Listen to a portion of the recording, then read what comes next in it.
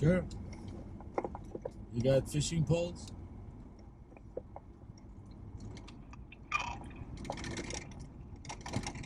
That's going to be a problem.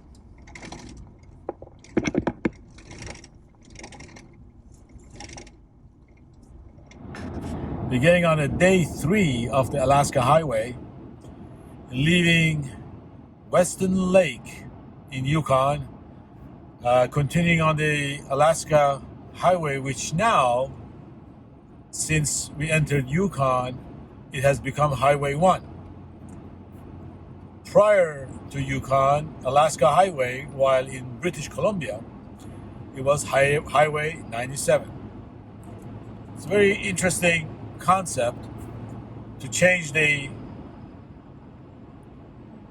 denomination of the highway as you change province. It's like if you're traveling on Highway 10 and you exit California and enter Arizona, and suddenly it becomes Highway 92.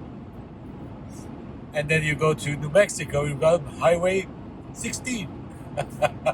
It's kind of interesting concept. Anyways, now we are on Highway 1, which is the same Alaska Highway as was 97 in British Columbia. Continuing on, at the moment going west, the destination today is Whitehorse, which is the capital city of Yukon. About 200 miles, should be pretty easy.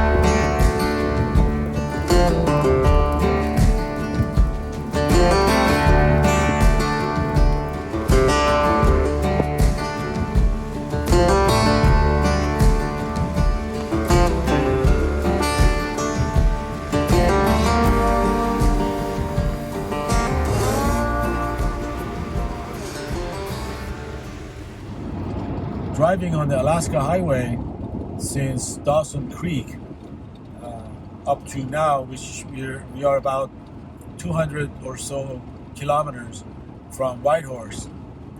The road has been awesome. The speed limit is about 100 kph, and we're going for about 98 kph on cruise control, and no issues whatsoever. There was one section of about 10 miles or so that was unpaved right after West Lake, where we spent last night, and but even there it was very well packed, and we could drive about 80 or so kilometers per hour on it. There were a couple of other sedans and another RV that was going the same speed, so it wasn't an issue. So far, the road is great. There is gas available. I haven't used or filled my auxiliary tank. There has been no need for it. There is gas stations all along the way, and I haven't had the need to go below half a tank. I usually have a place to fill it up. Gas, however, is expensive. It's about anywhere between $2.20 Canadian dollars per liter to $2.80 per liter, which comes around $6.50, $7 a gallon or so-ish. So gas is relatively expensive. last year when I was in California before all this, the place where I was in California, they were charging me $6.05 a gallon. So, you know, it's all relative.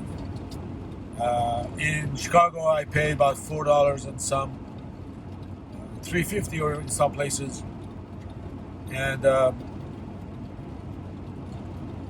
so yeah, it's relatively expensive.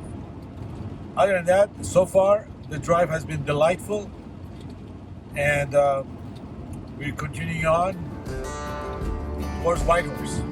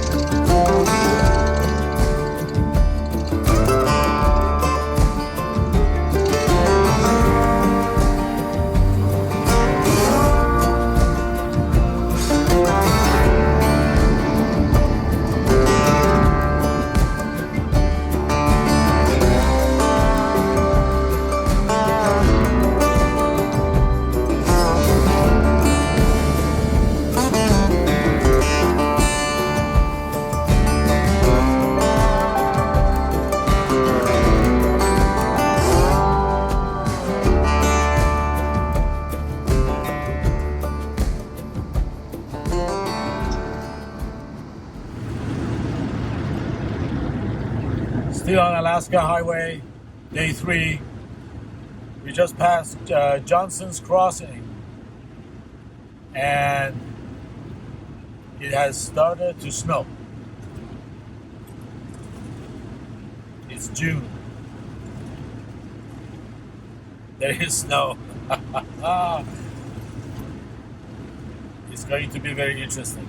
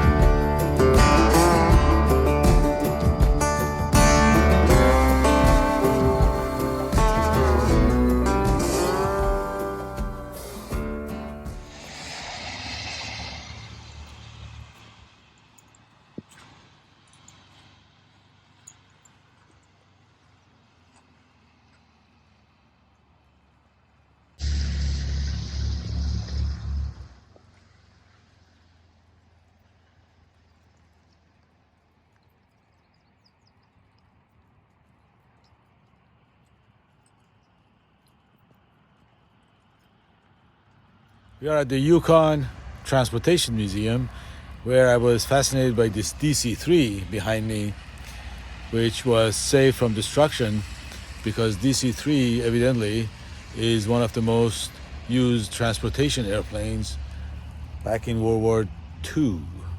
And so I guess it was pivotal in the development of these areas where there was no access to anything unless by plane.